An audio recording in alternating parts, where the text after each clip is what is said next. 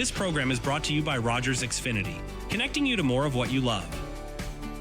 Visit Rogers.com for more details.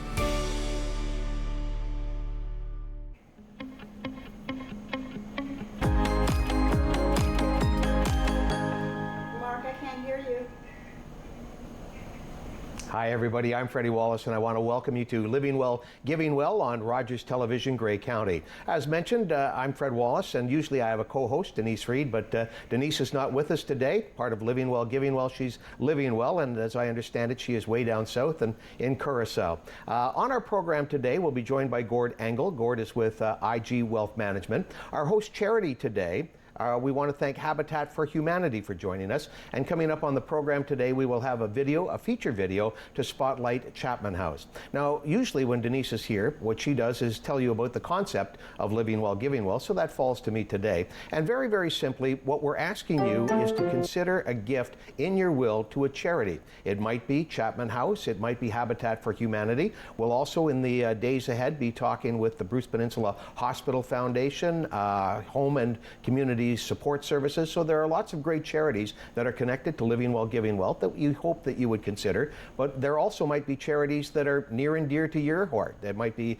perhaps a church group, a Rotary Club, a club organization. Maybe it's a school group. What we're asking is that you give consideration to leaving a gift in your will, just a tiny percentage, to make our community strong and vibrant going forward. We want to say hello today to Gord Engel from IG Wealth Management. Gord, thanks for joining us today. Thanks, Fred. Thanks for having me. Okay. Gord, let's talk about you and let's talk about IG Wealth Management. Tell me about your background as a financial planner and IG Wealth Management. So I started out graduating from college with a business accounting diploma and got into the accounting world and found it wasn't really for me, and then turned into financial planning. So I've been with IG Wealth Management since 1997, and I have a team of 3 others with me. And yeah, it's been a great ride, and it's really fulfilling to help people out with their financial planning. Mm-hmm. Very different from accounting, when you would probably you would do a lot of face-to-face, I'd assume, in your position. Yeah, a lot of we deal with 400 client families right now, and the accounting was valuable because there's a lot of tax planning that goes into an overall financial plan, so it's certainly was complementary to going into this field. Yeah, we'll talk about tax planning both in the here and now and also with your estate as we go along in our program today. Gord, you've seen all the ups and downs. Tell me about the almost 30 years that you've been in the business and what you've seen and what's changed dramatically. Over time, obviously, technology has played a huge part in kind of how we help clients, and also how things have changed as far as products. The product shelf when I started is very small compared to what it is now. It's just blown into multiples as far as what's accessible out there, and it's made things more complicated for people as well. So it's more or less enhanced the value of what we can provide as well, just because there's so much choice out there now, and obviously rules changing all the time and things like that. It's hard for people to keep up actually than maybe years ago. Through the course of time, what I've found with my own holdings is the value of a professional in the financial planning just cannot be beat. Yeah, it's there's people that are out there that are do-it-yourselfers, and some people, if they have the knowledge, can do it. But for most, it's a challenge, and some that have attempted end up kind of hurting themselves in the end. Oh, so yeah. A lot of times it's can be valuable to have an advisor on your side. You and I could talk about my own personal journey through time, but suffice it to say, my tax-free savings account is with IG Wealth Management. And you mentioned there are so many other options out there for people to invest in. Beyond TFSA, there are things for your home, things for your education. Tell us about some of the products that are available out there. As far as some of the new things, there's the new first home buyer's account that the government recently introduced. So that's a fairly new thing where the theory behind it is they're trying to help people get into homes and providing some tax breaks from that. Speaking as TFSAs, I think the most common misnomer out there is people think it's like a savings account with a fixed rate of return, where inside your TFSA you can own stocks, bonds, mutual funds, anything inside of that. So that's a common misnomer that we come across as well. That even though the TFSA is approaching 15 years being around, there's still a lot of misconceptions about it. I invest also with Raymond James in Midland, and the fellow's name is Paul Bouzes. He told me that he would break my arm if I ever considered going into the TFSA. Tell me about the value of a TFSA going forward, as you mentioned, for a decade and a half now, that you can build incredible wealth tax-free. Yeah, it's a great thing we find in using inside a retirement plan. A lot of times with RSPs and stuff that people have saved, or maybe they have a pension plan, that's kind of their regular fixed monthly income. And the beauty of the tax-free savings account, if we use it as a retirement tool, is that if they're going, like Denise, on a trip south and need to pull out some money to do that, they're not worrying about the tax implications of doing so. So the RSP and that stuff kind of provides for the day-to-day, and then we use the TFSA in retirement for travel or car purchases, different bigger type of expenses and things like that. And then you avoid, clawbacks from your old age security if your income gets too high.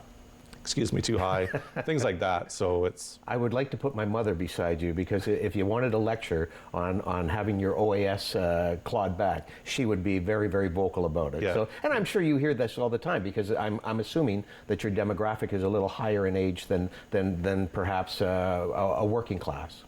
Yeah, like as far as we kind of cater to a wide variety of people in different stages. The one associate on my team is just fresh out of university, so she'll be dealing more with younger people getting RESPs started for their kids, getting proper life insurance in place, and as we're going to talk today, getting wills in place, which is unfortunately not something that's on a lot of people's minds. No, and it's something, and we've had professionals come in, both lawyers, accountants, and financial planners, tell us that that's not the case. Before we get into estate planning, last question, and it's highly unfair on my part, Gord, yeah. but what do you see for 2025 in the markets? And I know we're relatively just starting, and it's probably an extremely unfair question on my part, but from a professional standpoint, where we are right now, what do you see? We take a lot of our cues off of our investment management team in our head office in Winnipeg and various offices around the globe. And their outlook for this year is somewhat positive. There is a lot of unknown, obviously, with Mr. Trump down south and some of the things that he says, and specifically the tariffs and things like that. It's a lot of people's opinion that a lot of it's maybe bluster. Because they may be hurting themselves as much as us in doing tariffs, but that remains to be seen. He's a bit of a wild card that way, but notwithstanding about that, they are predicting some growth this year as well. So I'm optimistic that hopefully they're right. And tell the people at IG Wealth Management that the growth in the TFSA in 2024 was pretty good. So yeah, last year was a good year for sure. Yeah. Enbridge was the way to go last year. That's what I did. Gord Engel is our guest today on Living Well, Giving Well. This is Rogers Television, Grey County. Our topic today is the foundation or making a good estate plan. First of all, from a planner's standpoint, if somebody comes to see you, do you automatically start with the here and now, or do you make them think about way down the road when everybody's going to have to use an estate plan of some description or another? Yeah, it's kind of an interesting question when you're talking about estate planning, because we don't have that date and time of when we're going to expire, so to speak, right? So an estate plan is important for anybody at any age. So if you're a young parent and have young children, it's important, right? Because if you're gone, that income is gone. How is your surviving spouse going to raise your children, as an example? And you have that power in your will to also designate someone to be the guardian for your children if they do become orphans, and things like that. And so all different stages of life, it's important. Obviously, as people get older and their wealth accumulates, then you get into more of the issues of tax and what we're going to talk about today, some of the more complicated stuff, and trying to avoid leaving behind a mess for your family to clean up, so to speak. Okay. The value of a will, let's start with that. Is that first and foremost when setting up a good estate plan? Yeah, the important things to consider with a will is having one. Unfortunately, the majority of Canadians don't have a will, or they have one that's very outdated. If you die without a will, the province then kind of takes control, and they dictate how your estate is distributed and who looks after it, that type of thing. It's also important then if you need trusts in your will, I mentioned before, young children, trusts are commonly used where you don't necessarily want your 18-year-old inheriting several $100,000 necessarily. So trusts like that. No offense to the 18-year-olds, No. but as a group, yes, I get that. Yeah, we've seen some interesting scenarios. There was one young man that, you being a sports guy, he took a bunch of this money that he got and he followed the Stanley Cup round during the playoffs, traveling from city to city, following playoff games and kind of going through a lot of money in doing so. Okay. So a great example of where trusts are important. Other elements of a good plan would be also factoring beneficiary designations into your plan, because those assets don't go through your will. So you got to be careful in how you treat those as well. Finding a good person to look after your estate is important too. And then power of attorneys. So those are more for while you're still alive, but if you're unable to look after your own affairs, you need someone set up to do that for you. And I think the biggest thing I try to encourage clients to do is communicate with their loved ones or their family, because I think a lot of questions after the fact or fights are caused because they don't know why mom and dad did this or why they did that. It's kind of hard to ask them after the fact. So kind of having that conversation ahead of time, I think would be of great benefit to a lot of situations. Yeah. Gord, before we take a break today on Living Well, Giving Well, let me ask you one more question that might be out of your realm, but based on your experience, why are we so reluctant to have a will? And you're looking at somebody that didn't do it until he was probably 61, 62 years of age. Well, why are people reluctant with their financial affairs and their affairs in general to have a good, solid will in place? People don't like to think about their own demise. I think it's a big part of it. Right here? Yeah. Sometimes people may be a little superstitious that, okay, if I do a will, then I'm going to die. It's interesting because it's been that way since I started 30 years ago, that a lot of people don't have, and it's not necessarily one of high priority. And I find it amazing, even when people are sick with cancer as an example, and knowing their time is going to be up soon, still don't do it. Now, they sometimes will get sick to the point where they just can't anymore. That's why it's important when you're healthy and got a clear mind to do it. But I always talk about Prince, the singer. He died a number of years ago, and I can't imagine the amount of wealth that he had. He died without a will. So it happens all over the place. So it's an interesting phenomenon why people don't do it, but that's why we're here to bug people. Yeah. Because we can tell stories of what happens when you don't, and it's not pretty. Yeah. To stress the importance thereof. Yeah. This is Living Well, Giving Well on Rogers Television, Grey County. Our program today, our host sponsor is Habitat for Humanity. We hope that you'll consider Habitat for Humanity and all the good work that they do. And we're about to take a break and have a feature video today, and we'll be spotlighting Chapman House. Stay with us. Gord Engel from IG Wealth Management will continue with us when we continue on Living Well, Giving Well on Rogers TV, Grey County. My name's Amy McConaughey, and I'm the Donor Relations Coordinator here at Graber's Hospice, Chapman House. Our mission is to provide excellent palliative care accessible to our community and to help people living well with dying. Chapman House is a beacon of hope for our community. We support families and residents living well with dying. So if you are experiencing a life-limiting illness and at home sometimes their symptoms can become too much to manage, that's where hospice can step in and help out and take over that essential care, and family can go back to being family again. We pride ourselves with the absolute best staff here at Chapman House. They wear their hearts on their sleeves, and they love what they do, and they come to work every day to make a difference in the lives of our residents. Chapman House goes above and beyond. We like to celebrate here. We enjoy making those last wishes come true. That might not be a big extravagant trip, but rather special dinners, celebrations of anniversaries or birthdays, and we pride ourselves in making those little magic moments happen here at Chapman House. There's nothing that we don't try to do to accommodate a loved one's last wishes. When your loved one passes away at Chapman House, the care doesn't end there. We welcome the family members back for memorial services and bereavement care and follow-up. We are less than 50% funded by the government, so the shortfall each year is $1.4 million. So we have to fundraise the rest. We live in a very generous community, and we are able to keep the lights on and the doors open because of our community support. I urge you, the community, to join me in making a difference. Your donation, no matter how small, will continue to keep Chapman House a beacon of hope for those in our community.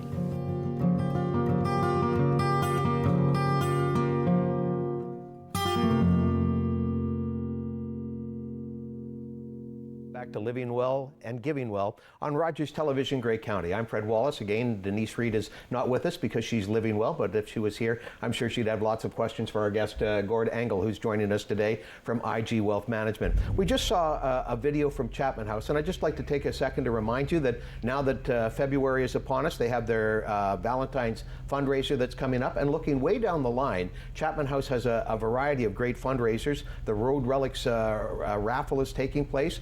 In September, there is always Rib Fest in behind the Harry Lumley Bayshore Community Center. And of course, the Sound Charity Shootout is another great initiative that they have for fundraising for Chapman House. And again, as Amy probably explained during the video, 60% of Chapman House funding comes from donations. So we hope that you will consider them.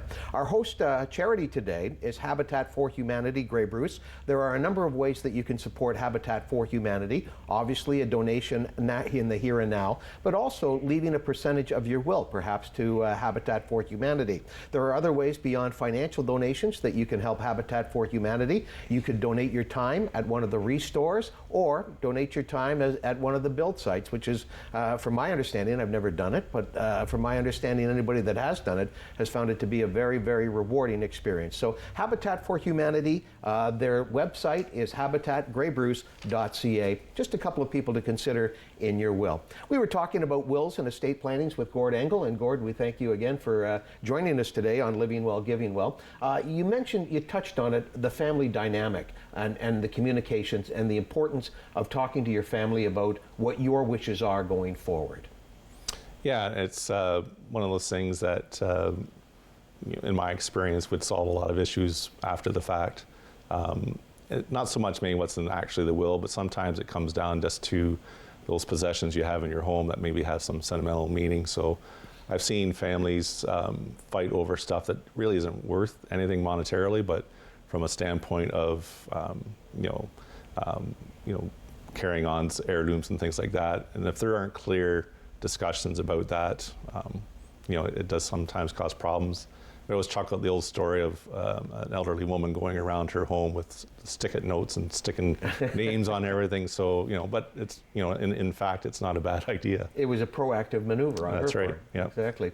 The difficulty sometimes in the day and age that we're in now of a blended family, where I have children from a previous marriage and my new wife has children from a previous marriage. There are ways to do that properly, right, in terms of communicating with everybody. Yeah, and that's where, in my experience, that's where you got to be careful. If I use an example I came across years ago where there was a husband and wife that each had 2 children from a previous marriage, and when I reviewed their wills, they were leaving everything to each other. And then as far as the second level, she was leaving then, if her husband was gone, everything was going to her 2 children, and he had the same thing in his will. And I explained to them that basically 2 kids are going to get cut out of an inheritance potentially there. And, so there are solutions around that, to make sure that everyone's treated fairly. Do you offer guidance in that regard, or is it best for them to see a lawyer? We will typically work in conjunction with a lawyer. We don't provide specific legal advice, but our role with the estate plan is to basically poke holes into what they have and make sure everything's sound. One of the most overlooked things, I think, when people are looking at their estate plan is the big looming tax bill at death. Some people are quite surprised when we do an analysis of if we killed you off yesterday, that you owe the government $700,000. How do we get around that? And so the one thing that's overlooked a lot is people don't realize that number's there. Okay. We want to get into the taxation. I just want to go back to one more scenario. Sure. And Fred Wallace comes to Gord Engel, and we're going to do an estate plan, but Fred's a single guy with no children. What are the options? What are the obstacles that he would encounter? Essentially, in building a plan for someone in that situation, it's figuring out, okay, where do you want your assets to go? So if you're single with no children, no spouse, well then you're looking at other family members. But that's a lot of times, in my experience, where charities come into play, where they maybe don't have someone specific that they want to leave their wealth to, so charity comes into play. I recall dealing with an elderly gentleman years ago. He left some money to his nieces and nephews, but the bulk of his estate went to charities. which is what we're talking about on Living Well, Giving Well, Yep. a percentage. In your experience, are you seeing it? Are you seeing it more and more, or should you see it more where people leave something to a service club or a church or a foundation, maybe the Terry Fox Run, the Alzheimer's Walk, Hike for Hospice would be a good example for Chapman House. Yeah, I see some people pledging money to charities in their will, so and you're seeing it more and more. I usually can group people into 3 different categories in donating. There's those that are active donors during their lifetime, and I would suspect on death as well. And they're typically, they might donate a lot to their church, or they would do pledges to, like the rec center when it was built, you could do an annual pledge to contribute an amount over time, things like that. But there are a lot of people that have the means to donate that don't, and so sometimes it's just getting the word out there that there are the big tax benefits to it as well. This is Living Well, Giving Well on Rogers Television, Grey County. I'm jumping around on you all over the place here, Gord, but I want to talk about taxation again, and I know you touched on it, and the burden or the level of taxation that faces somebody that maybe has a 7-digit net worth when they pass away. Yeah, so there's common solutions that we explore in mitigating that. One common one is an estate bond, which is a fancy term for an insurance policy, where if we have an estimated tax bill, they would potentially take out an insurance policy on themselves or with their spouse, and then that insurance policy kicks out money on death to cover the tax bill. And so all you're out of pocket then is the premiums that you've paid, so it's a far less ding to your bottom line. Beyond that, then we do look at some charitable options as well, because there are significant tax benefits at death with charitable giving. So life insurance policies can be also designated to a charity, not just a pledge in your will. So you can actually leave an insurance policy to a charity if you choose. And some people look at charitable remainder trust as another option, where they derive income from their investments as they're living, but they've already pledged the principal to a charity, so they get the immediate tax benefit now. Okay. As opposed to at death. So there's all kinds of different solutions there. So it's almost like the Community Foundation Grey Bruce, where you have your principal and you never touch it, and you distribute the distributions or the dividends or the interest that. Yeah, and there's a common thing I see more and more too, is people creating their own foundations, if you will, if they want kind of their family name as a legacy. So you can actually create your own personal family foundation, and then you would appoint someone on your death to kind of run that for you, and then they would every year designate money out to different charities under your family name as an example.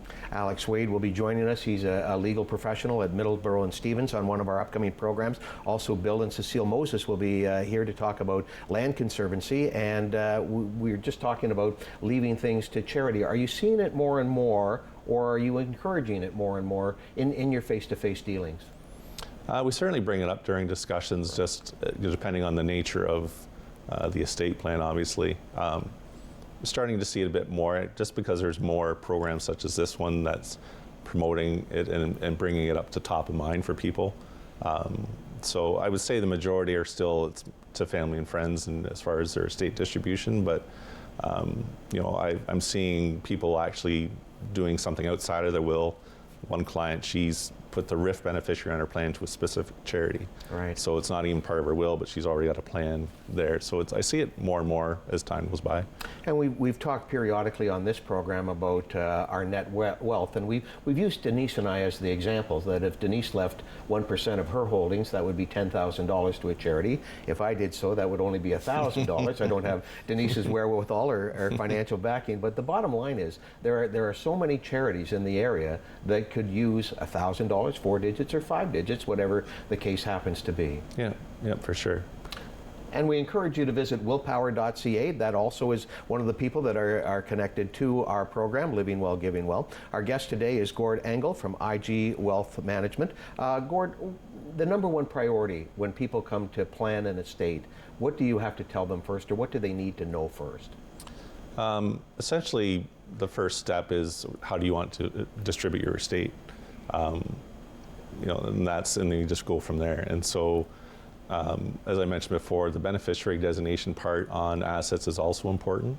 So when we do an analysis of, first you tell us where you want your money to go, and then we will kind of lay out the distribution tree, if you will. So things like RSPs and life insurance and things that are jointly owned you have to be careful of as well, and putting that together, because those are things that'll go outside of your estate. So if you do have a charitable plan within your estate, we got to make sure there's money in the estate to fund it, and that's where that tax issue sometimes comes from, or if assets aren't in the will that you thought would be. Because unfortunately I've seen a scenario where they had pledged money to a charity down at the bottom of their will, the residue, there's no residue left. So the gift failed. So it's just, going through that whole process, finding out what they want, and then us getting them there. Gord, is it a long process? Is it a long conversation that you have on this particular asset? Or aspect, I should say, more than asset. Bad choice of words there you go. Aspect is what I meant to say. As far as the time frame on that will depend on the complexity of your situation. You get into blended families or common law is another big issue. People don't realize that if you're in a common law relationship, you're not treated the same on death as you would be if you were married. So things like that. So there can be more complexity to that. But really the process goes as fast or slow as the client wants to do it. I often joke with my girlfriend, we'll get married on my deathbed. There you go. There you go. I'm not sure that's good financial planning though, is it? Well, we'll have to talk later. It's not out of the IG playbook.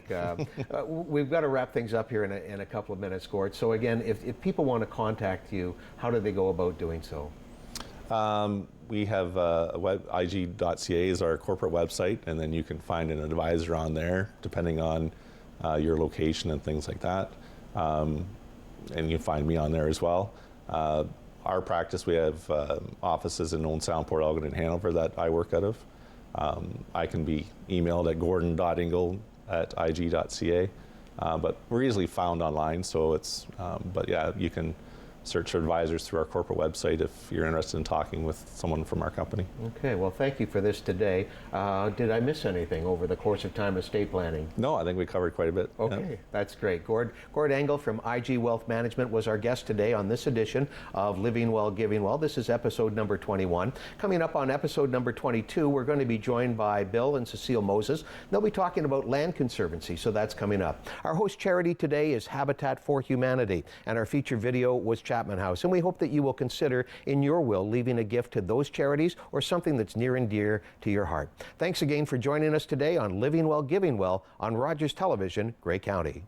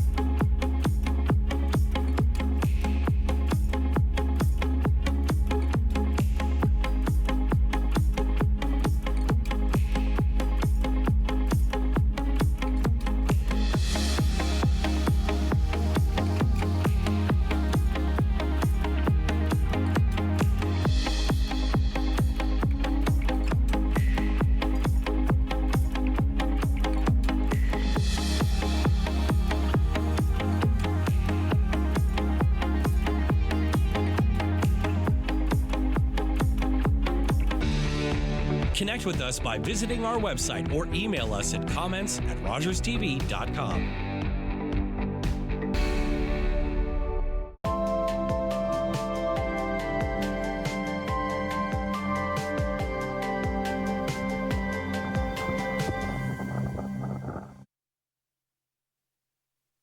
Hi, I'm Bruce McDonald, forward for the Owen Sound Attack. Rogers TV is the official broadcaster of the Owen Sound Attack. Catch all of our games live on Rogers TV, Georgian Bay. Where will you win? The opening tip. We're here is Vince. Vicious swap. Canada. The NBA title is yours. As we welcome a new era, where will you hear the story? Right to the rim with a slam dunk. Catch the highlights. Dive into tapes. It spins. Where will you be when? Right here. Raptors basketball. Nothing but Sportsnet.